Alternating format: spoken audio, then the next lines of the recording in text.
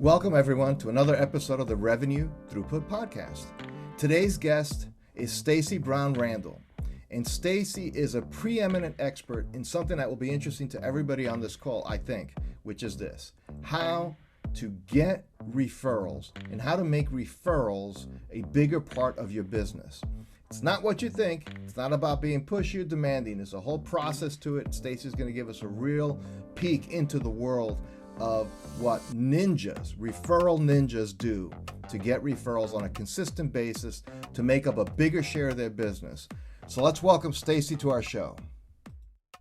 Welcome, Stacy, to the Revenue Throughput Podcast. Thanks so much for having me. Well, Stacy, one thing that's always helpful is just to give context to our listeners. Who do you typically work with, and kind of a high-level summary, what do you do for them?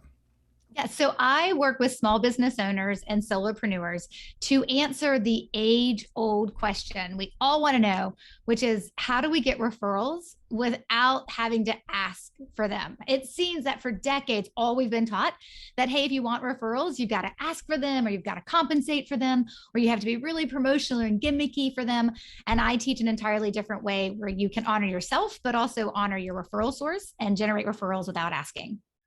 Wow, so that sounds like the holy grail in B2B. It really is, because B2B is, it's a big ticket thing generally. If you're in B2B, you're selling something that's very expensive, that's going to be a considered purchase on the part of the buyer.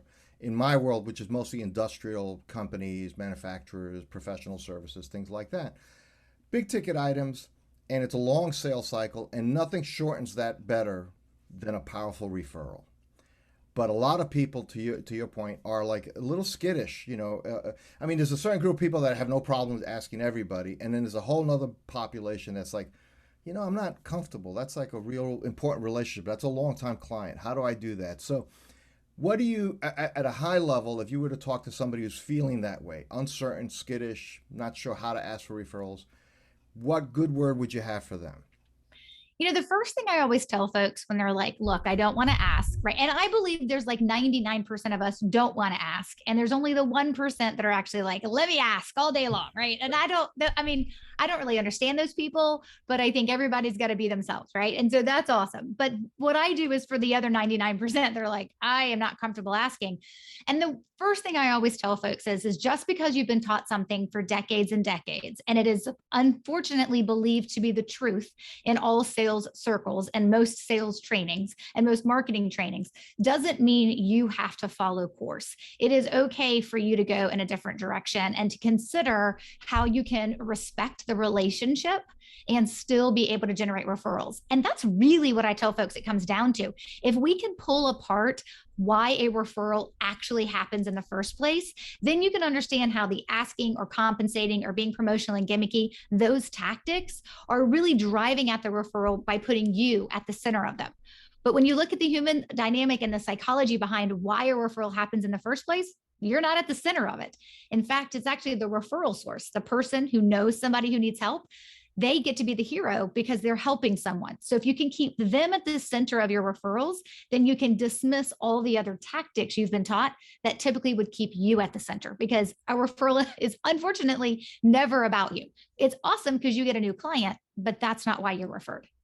Well, it's interesting when you said that. It immediately triggered times in my life where I got excited that I could introduce somebody to somebody else I knew, because I knew they could help, or I thought they might be something there. And I'll be excited actually trying to broker the meeting. Right. No one asked me to do it, but it was actually something I thought was good for them. And, no promises that it's going to be, kismet, but at least the intention's there. And I'm actually excited about creating something positive there. So I really reflected on your statement there. That's a very powerful thought, that the referrer is at the center of the universe. So how does that, like at a practical level, okay, so somebody listening to this says, okay, that sounds good. I agree. Sounds like I'd like that, but how do I make that happen? It's kind of the thought. Right. And it's such a good thought, because it should be the next logical question that is asked. Is like, great. Okay, I get it. I need to recognize that the referral source, the person who can connect me to my potential new client is at the heart of a referral happening. Well, then you have to look at it from your tactics perspective. If the referral source is at the heart of a referral actually happening, you receiving a referral, then that's who you focus on.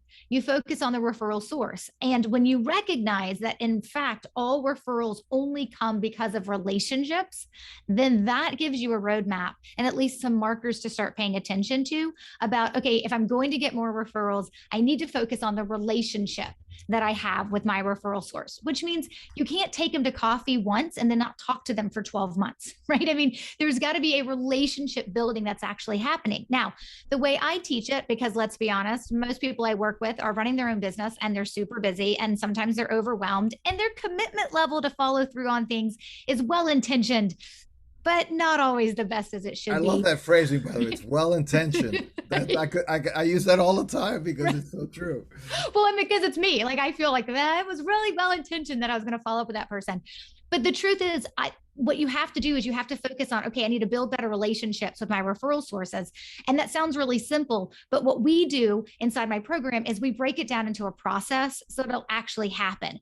But we're not sending emails every 32 days because the system alerts you to and just say, hey, how are you? Because eventually it's just more noise in my inbox. We actually teach you a strategy of how to develop those relationships, doing in a variety of ways, but doing it in a way that is actually going to have impact on your referral source. And I always tell folks, if you can impact how your referral source feels about you, how you take care of them so they feel taken care of, then you can direct how they think about you. And then that is how we plant referral seeds. So big picture, it's identifying who are your referral sources. Then it's creating a plan that you can make part of your work process of how you're going to take care of them throughout a year, which is typically somewhere between 4 and 8, what we call touch points or outreaches in a year, though most people are going to fall between 6 and 8.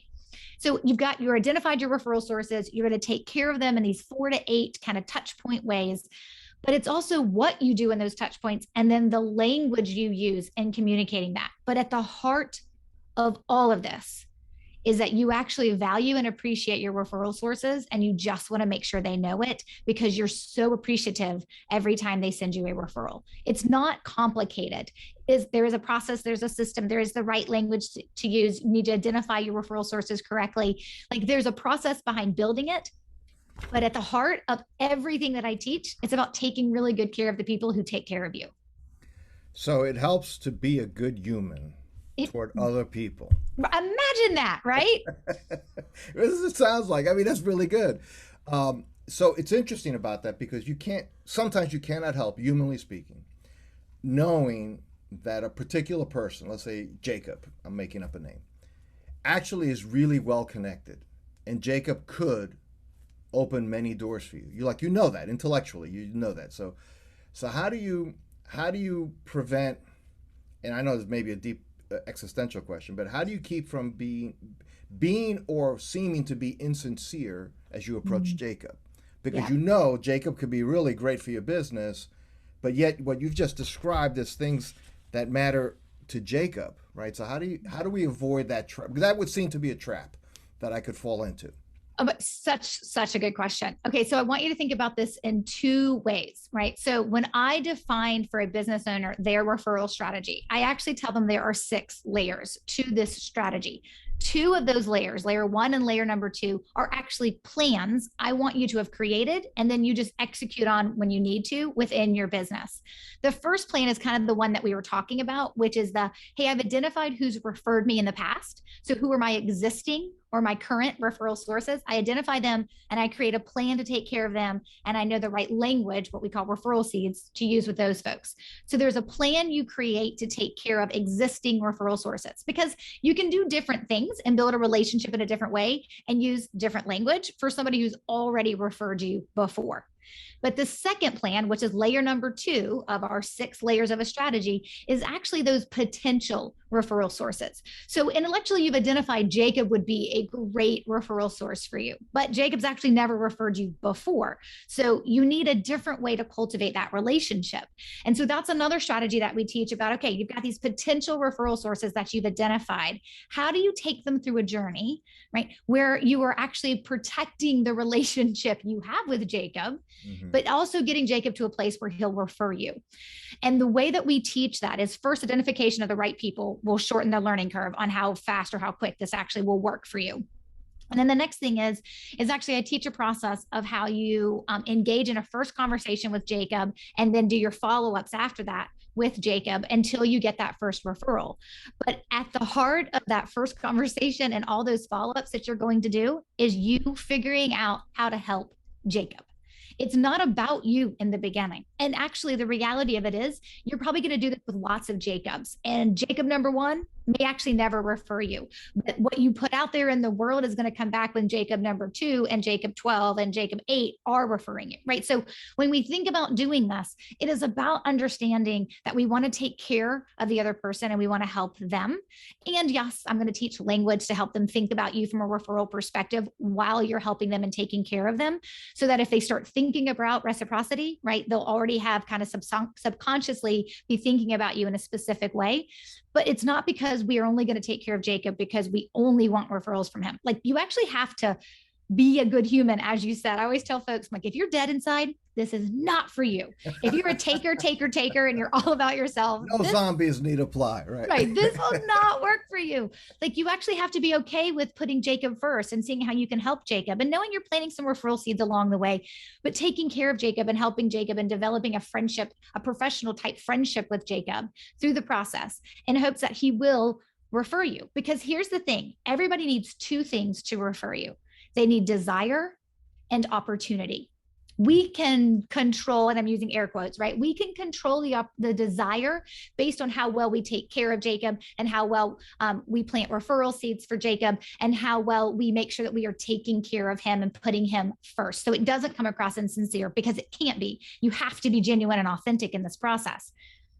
But what we don't control is the opportunity. We don't know how often Jacob's going to come across somebody. We know how well we develop a relationship with Jacob keeps us top of mind. And if Jacob is identified as the right person because they come across our ideal client, that opportunity will be there, right? But we don't control the opportunity piece. So some of this comes down to identification. The other part comes down to how we take care of that relationship. But you have to go into it knowing that, hey, I'm going to cultivate a relationship with Jacob and take care of Jacob because it's the right thing to do. And if it comes with referrals, then I know obviously, ultimately, I'm getting the one thing I want at the end as well. But I'm also okay with understanding that there may be some people I take care of that I never get referrals from, and that's okay as well. But I am going to know what to do, what to say to make this process work. Now, the reality is that that's really no different. And let me just finish the thought, what I mean by this. It's no different than any other funnel. No funnel is 100%, right? Like, no matter what my scheme is, there's no funnel that's going to give me 100% yield on everybody I talk to. So I shouldn't go into a referral, building a groundswell of referrals, expecting that everybody I employ these, and I don't want to call them tactics, because I think you're coming from a deeper place. I mean, it really is a human place. Like, I have to, somewhere along the line, I have to soul check and say, I actually want to help people. And if I really do, then this process should be like, oh, now it's a way to focus that I want to help people energy in a way that's positive for everybody, right? It creates, it's like a virtuous cycle or something. So I guess the point is, but yet there's going to be Jacobs in my life that I could be helping in many different ways for years and never see anything come back from that one relationship. But if I'm doing this at scale over time, it just becomes a natural thing. Mm-hmm. The point is, that's no different than any other process I might do, which is not going to be 100% conversion. So I think that would be one of the thoughts. So now the question, though, on the opportunity side. Sometimes, and I've seen people do this in sales, I've been doing a lot of sales development over the years, where they ask somebody, hey, do you know somebody, or can you tell me who you think I might be able to help as well, the same way I've helped you? Let's say you're my client, and I ask that question. And I always tell sellers, all I've done is given my customer, I've given them a job. Now they got to figure out who, they don't know, who, they don't even know all that I do. So how would they, and so they'll be polite. They'll say, oh yeah, I'll think about it. I'll look into it. I'll let you know. And now it's awkward to even speak to them again, because sometimes they may say, oh, I'm still working on that thing. And they're not. And they know they're not. And we all know we're not. So how do you help a potential referral source identify the right opportunities without feeling like I'm being pushy or manipulative? Yeah. So when you ask somebody at the, like, whether it's at the beginning of working with them or at the end of working with them, hey, who do you know who's just like you? That is flat out asking for a referral. I mean, you are asking for someone to connect you with somebody else who's going to have to pay you money, which is a big ask because you're asking them to put their reputation on the line to identify somebody who actually wants to have a conversation with you. And most people are not built that way. I always tell folks when people tell me, hey, I ask for referrals and it works some of the time. And I'm always like, tell me who you're asking when it works. And when they think about it, they're always like, oh, it's another salesperson. I'm like, yep, because they're like the only people on the planet who kind of get it and aren't Right. offended by it. But your clients and other people quite possibly are, because what did you just do? Exactly as you said, you gave them a job to do. You commoditized the relationship. And Mm. then you made it awkward in the future for them to even want to have conversations with you because they're dreading you're going to ask them again and they're going to have to lie to you again, which is effectively what you're asking them to do, right? And so I always tell folks we treat potential clients that could be referral sources the same way we teach same way that we're going to treat contacts that could become referral sources. And it follows that same second layer of your strategy is how do we take clients and contacts through a process to get them to start referring us. And it really comes down to us stepping out of the client work that we're doing with our clients and continuing to build a relationship outside of the work you're doing. You may be doing that as part and parcel for some of the work touch points that you normally do as part of how you are working with a client, but you also have to look at kind of stepping outside of that and focusing on them and then following and applying that same process of making sure you're taking care of them, planting referral seeds and working them through that process. The other thing I tell folks is if you have a sticky client experience, so if you're intentional about the client experience that you deliver, there are also key points within the client experience where you can plant referral seeds that consciously and subconsciously get them thinking about referrals without them ever feeling like you're asking for them. And so when I teach people this whole concept of, okay, what does it look like to bring clients to the place of giving you referrals or even a contact to giving you a referral, there is a strategy behind how it works. But like you said, the heart of it's still the same heart, right? It's about not making it awkward. It's about respecting that relationship. It's about making them always want to take your call and not avoid it when your phone, Right. when their phone rings and your number pops up. And it is about how well you take care of them. So of course, if you want a client to refer you, you better have an intentional sticky client experience that makes you worthy of referrals. And then there are some key things that you can do throughout that client experience that would get them wanting to talk about you as well. And then also on top of that, planting specific referral seeds that would help them kind of find those opportunities as well. It depends, not it's this isn't like based on the industry that you're in, but how fast or how slow this process works does depend on what you do for your clients. So I always tell like my financial advisors, like pump the brakes, slow down, and have some patience because we're talking about somebody referring someone to you and to talk about money. Like Right. it's not the same thing as referring you to my favorite real estate agent.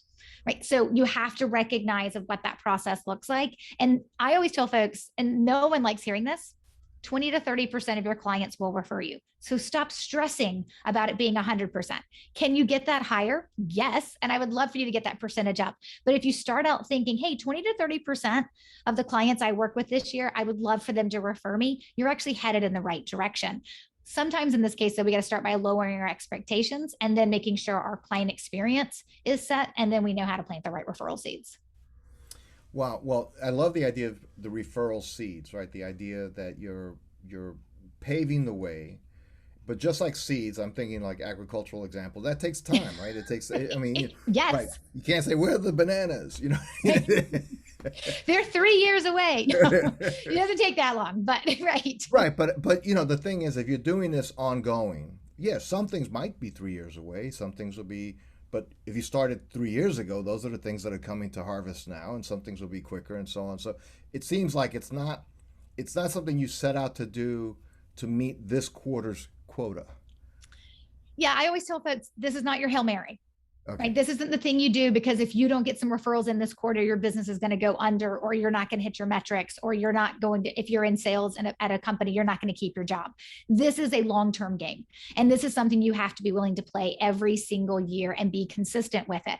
That's not to say you can't have fast or early success. I had an attorney who going through the program and their first like 45 days got 14 referrals. And then in their first 6 months was up to like 48 referrals or something.